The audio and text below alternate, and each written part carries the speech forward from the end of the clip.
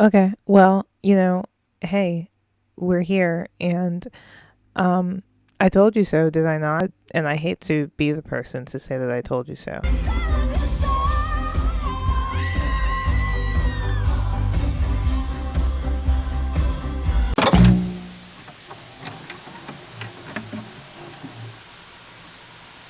And I hate to get on here and be so arrogant, but at the same time, I guess I can be a little bit arrogant because I was correct.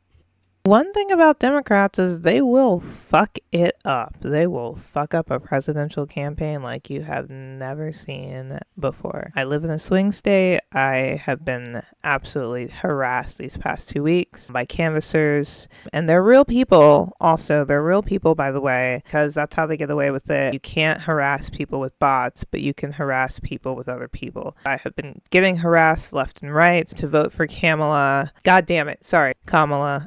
I keep doing that shit, and I swear to God I'm not doing it on purpose. I really don't like her, but I honestly am not the type to purposely mispronounce your name, considering my name gets mispronounced all the time anyway. Bang up fucking job, man. Very terrible. I think around 11 p.m. or midnight or something like that, Trump had her down by 100 points. It's like we'll never learn, This whole time I've just been asking liberals for policy. I'm like, okay, what is the policy that she's running on? What are the plans other than I am not Trump? Because the entire campaign surrounded the fact that she is not Trump, and we know that. I honestly didn't look at social media last night nearly as often as I would have because I was in a bad mood already, and I was like, this is going to make it worse. I literally had my TV off, and I was reading. Then after that, I was watching Real Housewives. Think about positive experiences, and their answer is, be careful. That's kind of a scary response. If a political ad came on, I would skip it. But when I did finally decide to check my timeline, nothing but infighting and constant blaming. And I'm so fucking sick to death of liberals trying to blame progressives and leftists for this. That you are not going to convince the Democrats to be more left-wing by putting the far-right nut jobs in office. That you are not going to spite the Democratic Party or the powers that be by not electing them. That you are not going to show them shit. You're not holding them accountable. You are strapping the country and the most marginalized people in it to the fucking rails. I am tired trying to explain to people that the world they dream of cannot be accomplished with a single phone call, no matter what people who do nothing but run for president every 4 years tells you. For this fucking joke of a campaign, this fucking pathetic ass campaign, this loser ass campaign that you have just absolutely eviscerated within the last 2 weeks. You're on your knees begging every person who lives in a swing state to show up to the polls for you. For what? Because you're not Trump. Identity politics is going to kill us all. And that makes me sound like a right-winger to a lot of people. Obviously, I'm not a right-winger. But if we continue to put people in high places to prop people up because of the color of their skin, their sexual orientation, or whatever it is, almost as incentives to get people to vote for them. Meanwhile, they're doing the same thing that a white person would be doing in that same position. Where is the progression? How is that progressive? How is it progressive to put a fucking moderate in office, a fucking right-winger pretending to be a goddamn Democrat in office who is black? Great. I mean, I guess it is progress. I guess. And I really do want to get into the voting and the voter shaming without rambling too long and staying on topic here. Voter shaming is not a good tactic. It's not. You're pissing people off. You're alienating people. That fucking PSA that keeps going around, that's you're able to find out who you and your family and your friends voted for, or not who they voted for, but if they voted or not, because voting records are public. Do that shit to me, we will never speak again. You will ruin our relationship. Like, that is crazy to me. Why would I look that up? I don't care. I don't. Are you in the streets with us? Are you engaging in mutual aid? Are you doing any direct action? What are you doing locally? Are you involved locally? Like,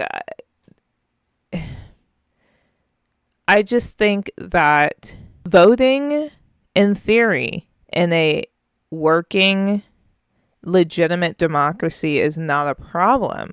The problem is Americans, your average American, has been duped into thinking and believing that their vote holds a lot more weight than it does. And they think that because they think that we live in a legitimate democracy when we live in a corporate oligarchy. We're counting individual votes and then like weighing them in some kind of invented magical scale created during slavery that we still use. Why? Because this country was built on chattel slavery. Every system in this country mimics slavery. Every system. You can see remnants of it in every institution, especially in our elections. So why is it that you believe your vote is so powerful when you live in like fucking Utah or Iowa? I think Iowa's a swing state. Yeah.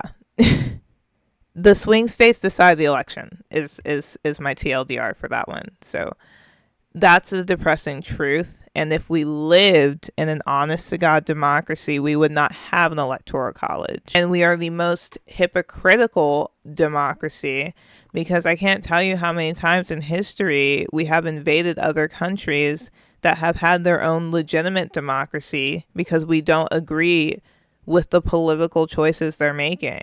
I don't think it is doomerism per se. To recognize this for what it is. You have one party. You have two parties wearing different colors. There's a bunch of cat hair all over my mic.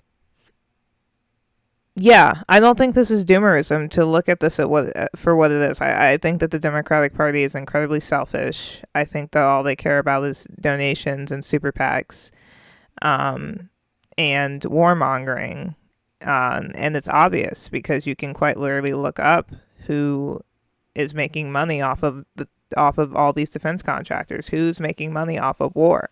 So to all of you liberals, neoliberals, friends who are going to be screaming at people and losing their minds at people for either abstaining or either like voting third party, I need you to not do that. And I also need you to take a good look at yourself in the mirror and ask yourself, who do I want to be? And what do I stand on? What are my stances? What's important to me? Because the Democratic Party has no hard line. They have no stances. Genocide was not a hard line for them. Is it a hard line for you? Are you willing to give up some of your American comforts to make sure that people in another country can live? People in another country who are being ravaged by your country's government. Are you willing to give up some of your American comforts so a stranger on the other side of the world who is being terrorized by your country's government can live? I don't think that is too crazy. And the whole consensus of leftism is empathy and wanting people to have a better life and dreaming of a better world. Not necessarily a utopia, but believing that we don't have to settle for the scraps that we continue to get fed and thrown at us. And that it is possible to create a better world. It's possible to dismantle man-made systems that are younger than like your great-grandfather. We don't have to continue using the same systems and the same institutions that we have been using this whole time.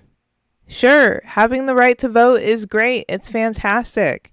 It would be even better and more fantastic if we had the right to vote in an actual and legitimate democracy and not a fake one. Not one that dresses up as a democracy. You cannot make voting your only activism.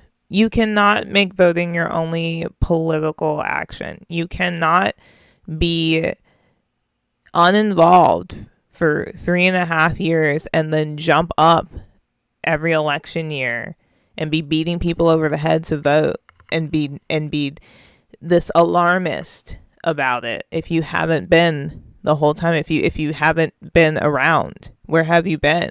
How dare you? How dare you dream of another option other than blue or red? You guys disappoint me.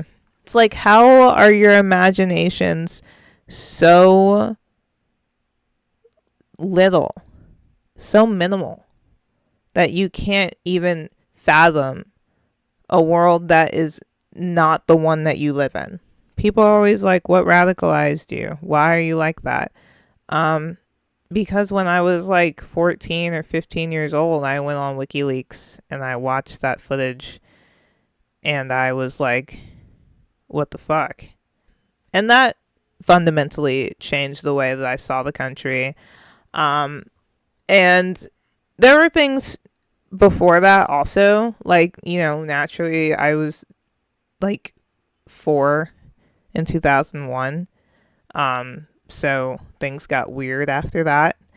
I don't remember, well, I remember that day, but like I don't like remember, like, you know, like an adult would remember. But post 9/11 America was really strange. So that's my consensus on the election and election night. I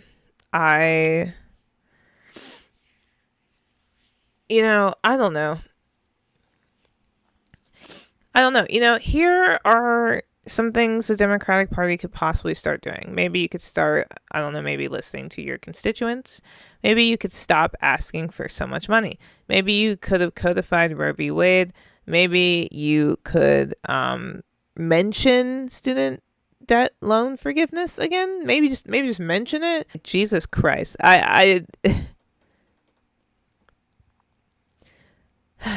I don't know what to, I mean, I guess I do know what to say, but also at the same time, it's like I don't know what to say because you fucked it. Anyway, I have a shop update coming soon. So I'm very excited about that. And I'm going to be reactivating my Etsy shop, so it'll be easier to make orders this holiday season. And I have some other things planned for you, naturally. But I don't want to give it all away. So I'm going to stop talking here and now and stay tuned for more content, I believe. This was fun. Thank you. What do you think?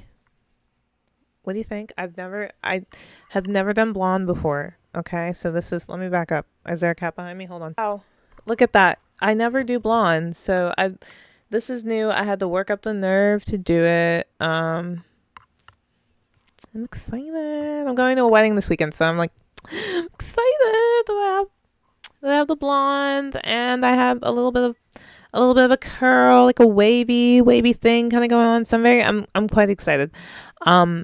I just wanted to share that with you. Stay tuned. Follow me on the socials, and welcome to another 4 years of covert fascism. Overt fascism. We were skating under covert fascism for like 4 years, the regular fascism, and now we're in like super fascism. So you and I are gonna get through this together, and it's fine, really. Okay. Okay, hi. It's literally bedtime. I'm kind of whispering because my partner's sleeping. But recently I decided the new thing that I wanted to do at the end of my videos was to share with you the book that I'm currently reading. And this month, I guess, because I've been reading it for a few months because it's big as shit, I am finally reading a book that's been on my TBR for a very long time. It is Tomorrow and Tomorrow and Tomorrow by Gabrielle Zevin, and I'm having a good time. I like it. I am on what page am I on? I'm on page 269. Nice. And I feel like a fourth of the way through, and I love it so far. I mean, like, I'm almost in the book, so I'm pretty sure I love the book, so go get it, because I love it. Yay! I'll leave my Goodreads link in the description.